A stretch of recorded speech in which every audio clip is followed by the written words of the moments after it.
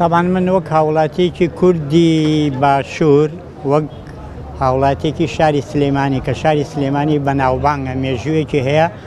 لە بەرخۆدان و لە مەقاومە و لە کوردایەتی و ڕیزی کە هەتا دوایی مێژوویەکی پڕشکۆ و شانازی هەیە. من وەک هاوڵاتیەکی ئێرە دژی ئەو داگیرکاریەم چ لەلایەن تورکیا چ لەلایەن ئێران چ لەلایەن هەش دەوڵەتێکەوە بێ دژیم سا من تەمەنم هەیە گەر گەنج بوومایە لەوانە بچوومایە بە چەک دژی بوومایە بەڵام کاتی خۆی کردوومە چەکداریم کردووە زەمان بەرامبەر بە بەعاس لە گەنجێتیمە بەڵام بەرهەمی نەبوو و دژی ئەو لایەنانەشم ئەو لایەنانە ئەو لایەنە کە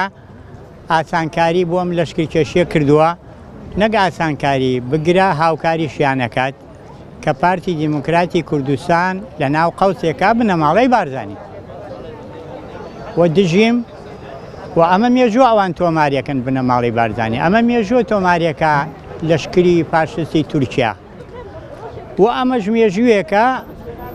ئێمە تۆماریەکەین وەستاین و ئەمانە شانازیە بۆ خۆم بۆ شارەکەم تێگەشتی و لە هەمان کاتیشە من ئەتوانم بڵێم ئەم دوو حیزبا کە پارتیەوەیەکێتین زۆر کەسە لە هەردووکیان یەکن وەکو یەکوان من ئەڵەم نەخێر هەردووکیان خراپن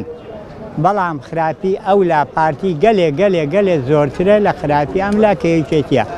کاکە خۆمە شرۆڤەی نایە تەفسیری نایە ئەوە یعنی کلکایەتیە جاشایەتیە نۆکەرایەتیە بۆ دەوڵەتی فاشستی تورکیا خۆ ئەمەی تر ئەمە مناڵێک شەزانێ ئەمە شتێکی موعقەد نییە بڕێی وەڵای لێکی ئەمەمانە تاو چۆن جاران کورت هەبوو دژی شۆڕش پێشجەیشی عراقیەکەوت پێمانەوتن جاش ئێستاش ئەمان پێشجەیشی تورکیاکەون یعنی جاشی تورکیا ئەیتە خۆ ئەمە تەویل و تەفسیر و شرۆڤەی ناوێت